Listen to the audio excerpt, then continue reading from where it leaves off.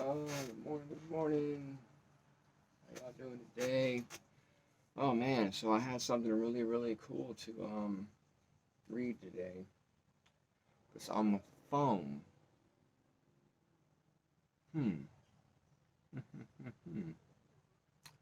that stinks, man. Mm, I'll find a way to get a hard copy of this. But yeah, it's the Hermetic Seven Principles for Self Mastery. It's Gnostic principles. Really, really cool. Like right up my alley. Right up anyone that likes my channel. A few of y'all, I really appreciate it. Check my stuff out. It's like right up of what the higher thinking, higher way of thinking. You know, the, the beliefs that are more centered on truth. Um, yeah, it was really, really interesting. Really, really, really, really amazing stuff. Really, really good. I just found it the other day. Um, really enlightening. Really, really enlightening. And then I'm about to start reading the book version of it right now. I found it on this app called Medium. Um, so if you want to check it out yourself, you go right ahead. Which I recommend that really, anyways. But it's also the Kabolin, um, or Kabolin, something like that. Version of it as well, the book version, and but they got that on the phone as well. It's a lot longer, of course. But I want to get that. I want to get that, and then and find ways to break it down and do stuff like that. Because I'm just these devotions, man. Like it's like, and I was thinking too. Like I guess it really. So learning and realizing that. Okay, so we've been lied to. We wake up in a day and age where we wake up and realizing that so much has been misrepresented, manipulated, and or flat out lied about. But at the same time, you know, it's what we got, and it's things need to be redone in way better ways, and then when you learn that there's no absolute truths, really, there's no absolute truths. There's half truths, uh, uh, there's nothing. I mean, like, as apart from the factual side of history of your own personal history that you've experienced yourself. Apart from that, from what you know and experienced, there's no certainties. There's no solid truths. So, and then like knowing that so like whenever I was able to have my experience with the spiritual side of all this, with the reality of all this, and that divine connection that that came about by whenever I believed the Bible a hundredfold. Whenever I believed what was in that book, and what it said to do, what it said not to do, and Jesus dying on the cross for my sins, and whenever I believed all that, like that's whenever like that got me connected into the spiritual side of things. That's what did it. And by committing and devoting myself to to my faith. When I decided to do that, to take it seriously for once in my life and not let it just be words, but act out on my faith, and that's what connected me, and like that's the most beautiful part of anybody's faith really is whenever can become real and something that you can like metaphorically hold on to, like it's something that it's like then you just like become part of the story, It's like then that grafts you into like it's like what you've been reading the whole time that you've had your faith, like it like grafts you into that story, like you become like a player. Then it feels like it's really cool. It's really really cool. Um, but yeah. So but so yeah so And so believe it, and then you come to find out that, man, well, really, like, how all that went down, and like, and there's a higher way to believe. There's a better way of thinking. There's more solid truths than what I previously believed, right? Because once I got connected to the spiritual side, there was questions that I had that the Bible cannot answer, at least not in the way that my mind could understand, and it brought me. It invited me. I invited myself, really, but listening to my instincts and what I was telling myself, and it was to go outside the Bible. Where can I find answers at? Well, so I went to the bookstore, and that's what I did. And then that's when I came across the Gnostic um, uh, philosophy and Gnostic belief, and it just, I can understand and see why. Well, I can understand and see why, that they didn't want us to have this knowledge. But then the fact that we have the knowledge now, it's at your local bookstore. Why aren't more? I mean, well, now I can see it, because now that I've come across this, and then I come across someone on YouTube, and they're talking about what I've now learned. It's like, wow, I know that too. Like, I know that to be true. Like, everything that people are saying lines right up with what I know to be true in my heart, from what my own self guided me to. What my own spirit guides, my own higher self, whatever. Like, I guided myself to information because of my own connection with the other side. And um and then it's just so cool to come across this information, and I'm not the only one that knows it. It's not just happening to me, it's happening to so many of us. And it's so cool. It's so amazing to see this. And so I love being able to take what the old way of thinking and revert it to this newer way, higher, well, not really newer way, but to the higher way of thinking, because it's not new. It's really been around longer than Christianity, or at least as long.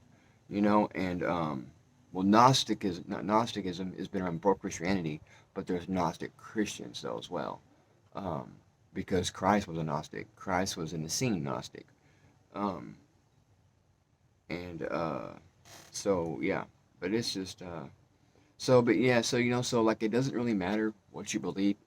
What's important is that you believe, and whatever it is that gets you there, keep doing it. Like, that's most important.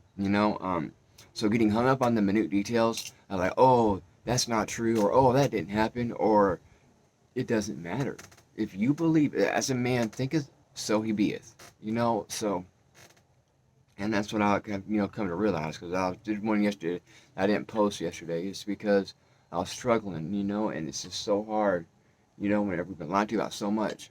But then I realized, like, well, wait a minute, that's what connected me, you know, to all that. That's what, bridged that gap for me and made it all so much more real, you know, and so really there's nothing wrong, but who wants to believe something who wants to believe a lesser way of thought, a lesser wisdom, who wants, and then the dogma, who wants the dogma? I don't. And I don't want to keep pushing it now that I have a higher way of thinking and a higher knowledge, and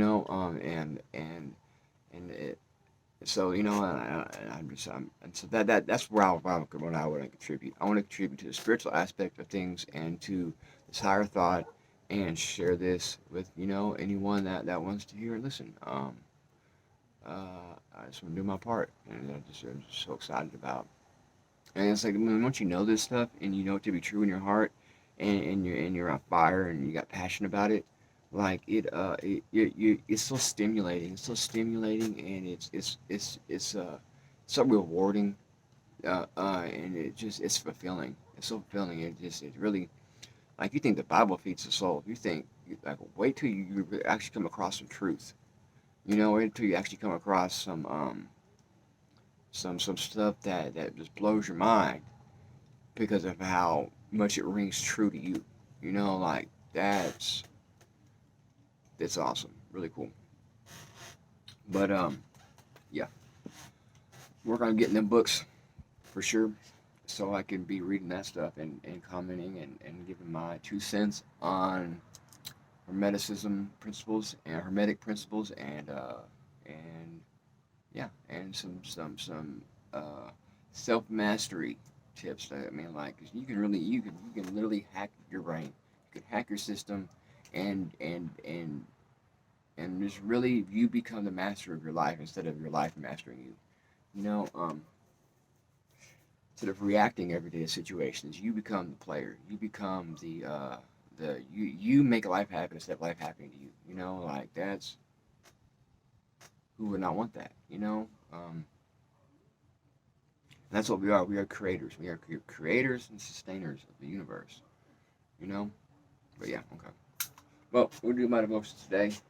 It's still good. You know, it's detrimental to have a time that you set apart for your belief system, you know, for to you know, like we are part of something huge, you know, and that huge thing that we're part of is within each and every one of us. We are part of so much bigger, you know. But it's not a prideful thing. It's not a way that like, oh, I just me. It's in me and everybody, you know, each and every one of us. I am no different than you. You're no different than me when it comes to the fundamental basic aspects of us. You know, there's no difference, you know, apart from individuality, you know. But even that, I have my individuality as I have my individuality as well as you do, you know. So again, you know, it's not a prideful thing, and it's just a higher way of thinking. It's a higher belief system. It's a higher truth. But yeah, okay.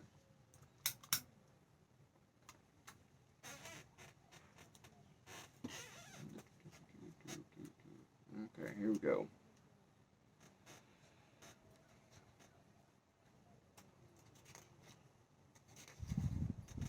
Okay.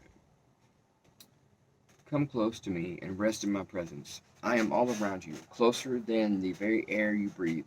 Trust me with each breath you take. Your need for me is as constant as your need for oxygen.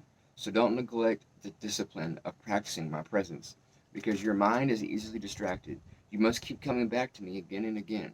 Do not be discouraged by your tendency to wander off in tangents from your true center in me. Simply keep making the needed adjustments to return to me. Make these little corrections joyfully, trusting in my unfailing love. Use my name, Jesus, to reconnect with me. Whisper it, sing it, shout it, remembering what it means. The Lord saves. Embellish my name with words of love and trust. Let your heart overflow with gratitude as you ponder all I am to you, all I have done for you. These practices draw you close to me and help you rest in my presence. Find rest, O my soul, in God alone. My hope comes from Him. He alone is my rock and my salvation. He is my fortress. I will not be shaken. Psalm 62, 5 through 6. I am like an olive tree flourishing in the house of God. I trust in God's unfailing love forever and ever. Psalm 52, 8. She will bring forth a son, and you shall call his name Jesus, for he will save his people from their sins. Matthew 1:21. That's a good one. That's really good. And speaking to me right there.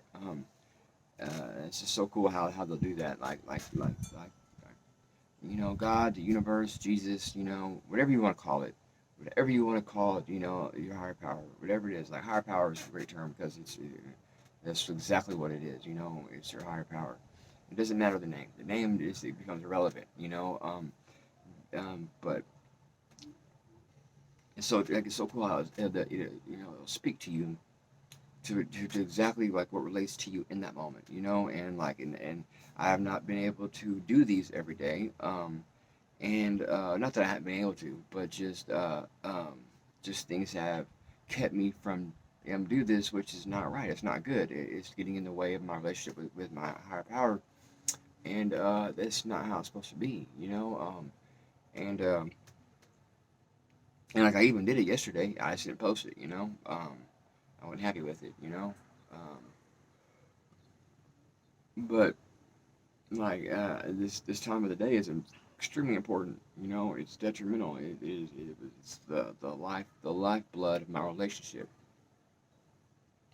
It's the part that, like and it gets me in a high vibe state. It gets me, it just feels right. It feels good.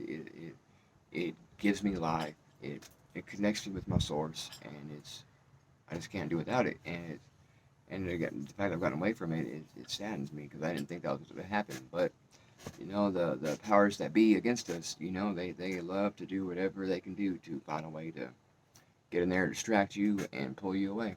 You know. But yeah, so totally cool. This one was on really cool.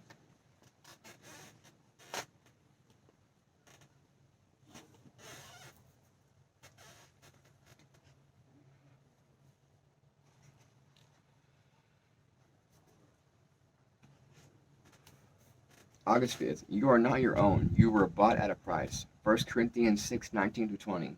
When my wife Amy was a teenager, her dad told her the same phrase again and again. Before going out on the weekends with friends, Amy's dad knew there would be plenty of opportunities to do the wrong things. So before she would leave the house, her wise dad would always say, "Remember who you are." Amy's dad knew that Amy had a strong faith in Christ. Because of what Christ did for Amy, her life was not her own. She belonged to Christ. He was hers, and she was his. So many voices try to tell us otherwise. You aren't worthy. You are a failure. You are pathetic. Whenever you find yourself battling against any kind of temptation, remember who you are. You are a child of God. You were purchased with the blood of Jesus. You are not your own. You belong to Him. Because you are His, He will never leave you. You will never be alone. God is for you. God's Spirit dwells within you. Christ's power is available to you. Don't let anyone or anything steal your true identity in Christ. Remember who you are. Remember whose you are. Power lift. Jesus, I know you've defeated the power of sin in my life once and for all. I'm a new creation and I'm becoming more like you every day. When I'm tempted to slip back into sinful habits, remind me who I am in you. And yeah, like that's a good one.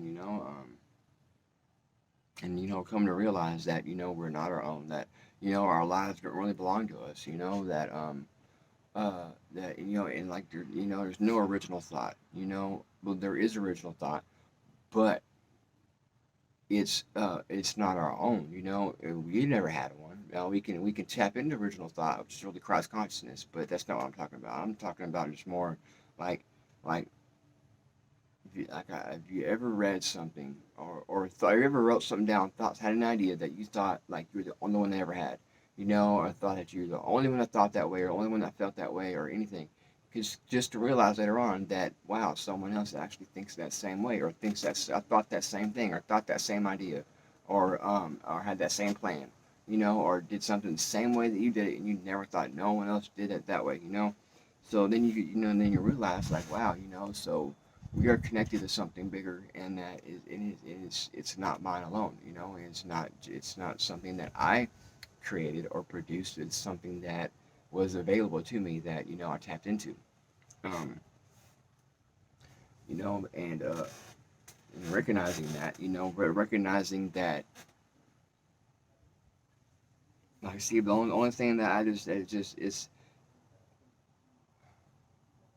we are part of something big, but we are not owned. We like Christ. Christ didn't buy us. He didn't. It's never what he wanted to do. It's not his intention. That's not why he went on the cross. You know, he went on the cross because that's what he had to do. I mean, he stood by everything, every word that he preached, everything he taught us. He believed. Wholeheartedly. So why would he escape? Why would he be a pansy? Why would he be a coward? He wouldn't do that. Christ is not a coward, and he would never do that. But it wasn't to save our sins like that. That never needed to happen. He didn't need to do it that way. It didn't. It's not what he did. Okay, because listen, he was able to save. Um, he was able to heal and forgive people their sins before he ever died on the cross. Because it wasn't him that was doing it. It was the person when they decided to believe. It's the belief in something greater than yourself. It's the belief in that. It's the belief in a hereafter. It's a belief in the fact that we're not where the universe ends and dies. The universe ends and dies Okay, and we don't know where, at least not in this life, we won't know. Um, but like there's God and there's a God, and all the, and I'm believing in that and having faith in that, belief and faith, that is what gets you saved. That right there is, and no one does that but you.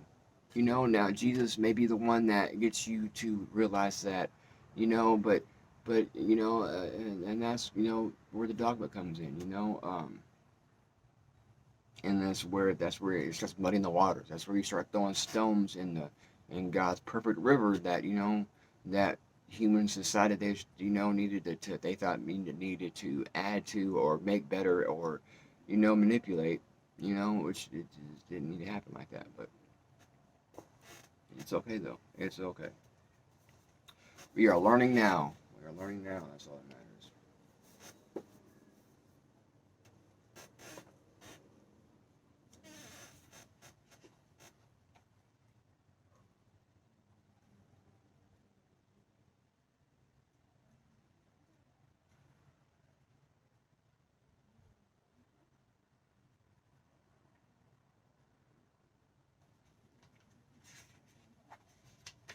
Okay, the bewildering call of God. And all things that are written by the prophets concerning the Son of Man will be accomplished, but they understood none of these things. Luke 18:31-34. God called Jesus Christ to what seemed absolute disaster, and Jesus Christ called his disciples to see him put to death, leading every one of them to the place where their hearts were broken. His life was an absolute failure from every standpoint except God's. But what seemed to be failure from man's standpoint was a triumph from God's standpoint, because God's purpose is never the same as man's purpose. This bewildering call of God comes into our lives as well. The call of God can never be understood absolutely or explained externally. It is a call that can only be perceived and understood internally by our true inner nature. The call of God is like the call of the sea. No one hears it except the person who has the nature of the sea in him. What God calls us to cannot be def- definitely stated. Definitely stated, because his call is simply to be his friend to accomplish his own purpose. Our real test is in truly believing that God knows what he desires. The things that happen do not happen by chance. They happen entirely by the decree of God. God is sovereignly working out his own purposes. If we are in fellowship and oneness with God and recognize that he is taking us into his purposes, then we will no longer strive to find out what his purposes are. As we grow in the Christian life, it becomes simpler to us because we are less inclined to say, I wonder why God allowed this or that.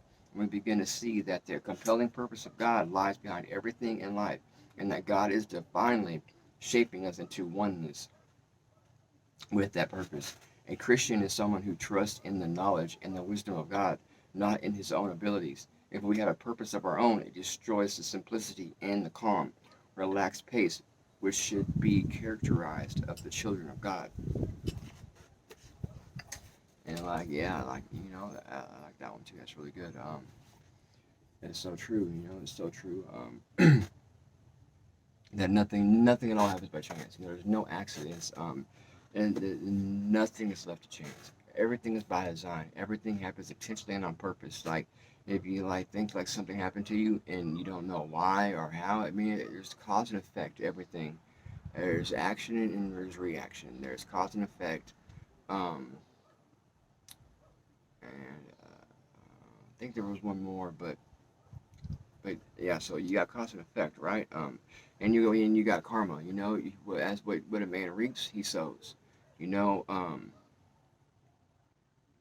And so that being said, that's a fundamental law of the universe. And it's so cool. Like without the seven principles of self mastery. Like and so it ties right in. Like it's in everywhere. It's in everything in life. And it's just so cool. But yeah, so out there. So in God's will, that's what confuses me. Like God's will, it's like you can't escape God's will. God's will's going to happen whether you want it to or not. Like To think that we can do anything other than God's will is wrong. That's wrong thinking. Like you can get off track in your life. Sure, you can get and you'll know that by the resistance that you meet. You'll know that by how whenever just like you just can tell like it's not what I'm meant to be doing. And you'll know that you'll feel it inside. You'll hear that inside of you. Internally, like you'll know. Like you'll like, and you'll know in your heart. What is so. You know what I mean? But yeah, to think that we can do anything other than the will of God is crazy. And yeah, but He directs our paths and our steps, and to think that we can do anything other than yeah. I'm sorry, I'm gonna repeat myself. But yeah, it's nuts, crazy, crazy, crazy, crazy. Okay.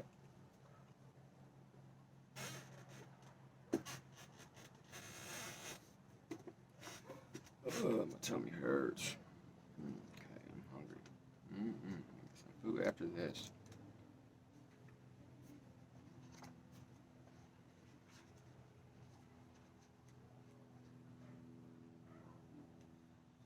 Okay. A cause in our crisis. Rise up, O God, and defend your cause. Psalm 74:22. In word, when crisis first hits, it's all about us. We wonder how we will be affected, how we can get out of it, how we will survive. But if we're living God centered lives, our prayers should turn quickly to a greater cause than the immediate impact on ourselves.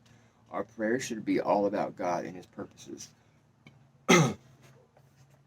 Many people assume that God's and their own interests necessarily coincide.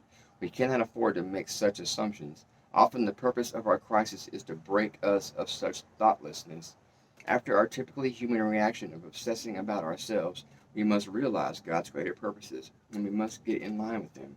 The writer of Psalm 74 knows the appropriate prayer agenda. By the time he gets to the end, his problem is not his, it is God's. He is not bending God to comply with his own agenda. He has realized that he is part of God's agenda to reveal himself to this world. His crisis is not about the devastation in his life. It is about the harm being done to God's fame. He is no longer asking God to answer his prayers for personal reasons. He's asking him to answer for the kingdom reasons. There is a world of difference.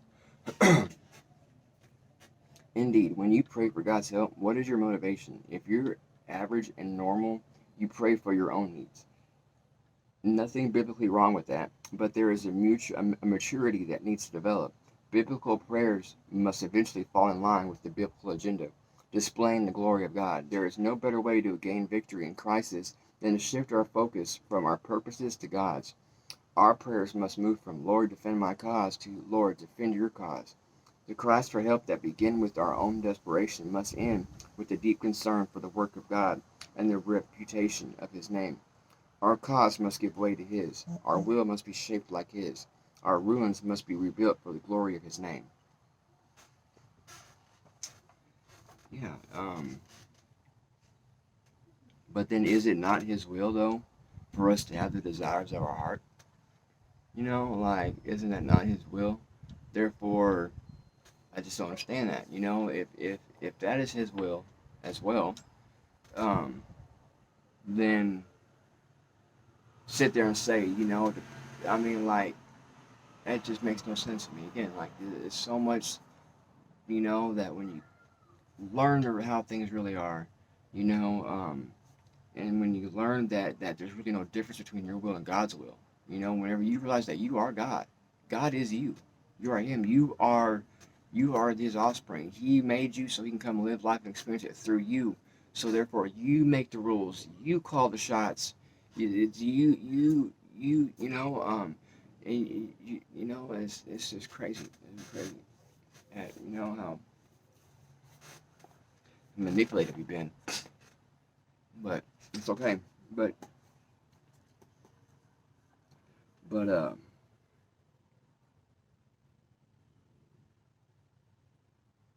but yeah. Either way, though, one thing that's really important though, and is necessary that is to get out of yourself. Life is so much bigger than just you. Life is about all of us, and the best way to make sure that you're okay and that you're getting what you need and taken care of, and your feelings and all that, like to be for your needs to be met. meet someone else's needs. You know, like if you want your needs met, meet someone else's needs. Be there for someone else. Care more about someone else's problems than your own, and you'll notice either yours will go away, or yours will get better, or or you know, it's or you know, like you just it's just, or at least you make a connection with somebody, and it's just all around beneficial. You know, there's a principle in NA, and so you got to give it away to keep it. You know, if you want to maintain, and you know, whenever your life is going the way, like wow, like life's actually working out my way. Like I'm actually getting the things that I desire. I'm actually seeing my prayers answered. You know, like so. Then whatever it is that you've done to figure that out, how to get in line with that, you know, then you need to offer that to somebody else. You know, you need to offer the whatever it is that you found out, whatever it is that you've learned, offer to someone else because you won't be able to keep it and maintain it if you don't. And it's true though, you know, it's you won't be able to. And you know, we're in the way that it's designed. You know, is for us to get outside of ourselves. Is for us to go from just thinking about our own needs to go into thinking about the needs of others. You know, it's a collective that you know, and it's about getting a part of being. It's about becoming a part of that collective. You know, getting in line with the needs of others instead of just our own. You know, it's what it's all about. It's what this life's about. And learning about how to, you know, connect with people around you, how to have empathy, you know, how to serve. You know, that's what's important. So, um, but yeah, so that I totally agree with. You know that you know, and then that's it. Okay, and then so you think that when a crisis hits, too, like to think that like oh how did it happen to me or oh I can't believe that happened or man like I didn't deserve that, you know, those kind of thoughts are so left field and so waste of energy and just don't help the situation, and they're wrong anyways, you know, like because the crises that happen they happen for your benefit. They happen because they're it's a test, because the test is there for you to grow, for you to become better, you know, for you to learn your lessons and then implement the lessons that you've learned and show that you learned your lesson. So then you don't got to go through that anymore. You know, like I like there's so many lessons in life that are like okay, so like it's so cool. Like in the relationship that I have now today is by far the greatest one I've had because I've been through a lot of relationships, but like I learned, you know, what I was supposed to learn through each one, and I started loving myself instead of loving someone else more than me. I started loving myself, you know, giving myself more love, you know, and then that brought me a person that is just astounding. Like actually gives me the love that I deserve. You know, it's so cool. Like also all I had to do is love myself more, and then I'd find that person that actually that gives me the love that it's crazy, but it's so true, you know, and so there's one lesson that bam, you know, that I actually learned, implemented, and showed that I learned. So I got something different in life.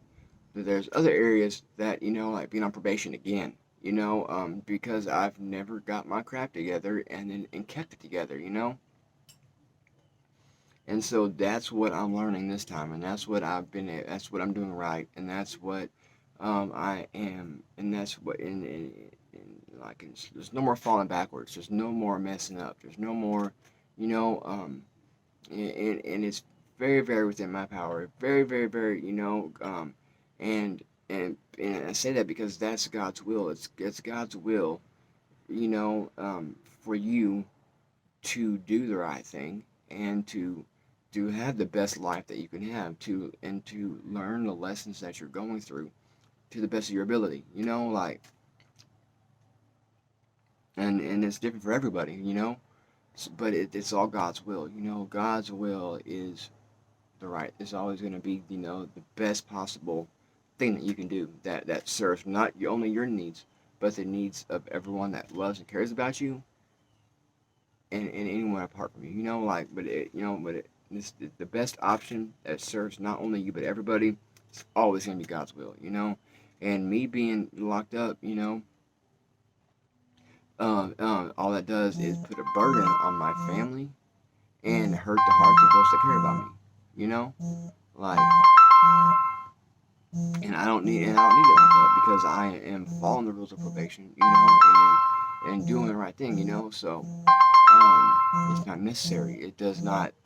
The need for me to do be locked up and do my time or to go to a rehab through the state, it just is not necessary because I'm doing what I'm supposed to be doing. I'm doing God's will. I'm doing, you know, I'm taking the best course of action, you know, and that's what it's all about, you know. And so really, I'm finally starting to learn this lesson as well, you know, and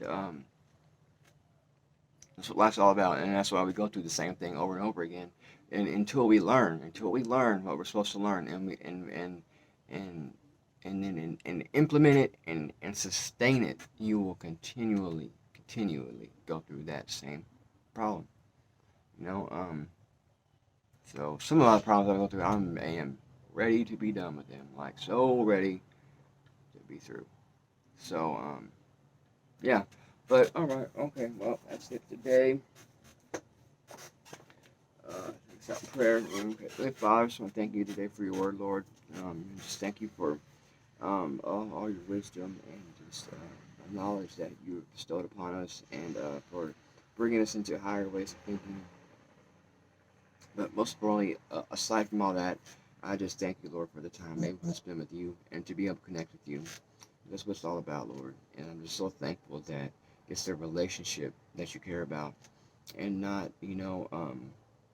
the details of it doesn't matter as long as we love you and we care to connect with you and to walk this journey with you. And it's just so cool. And I'm just so thankful you. I praise you, Father. And I just pray for everyone right now that is struggling, going through a hard time, that is having a hard time grasping everything that's going on and coming to grips with the reality we find ourselves in. I just pray, Lord, that you show out for them. Just give them strength, give them wisdom, give them courage during this time, Lord, and just give them understanding. In Jesus Christ, holding him in name, I pray. Amen.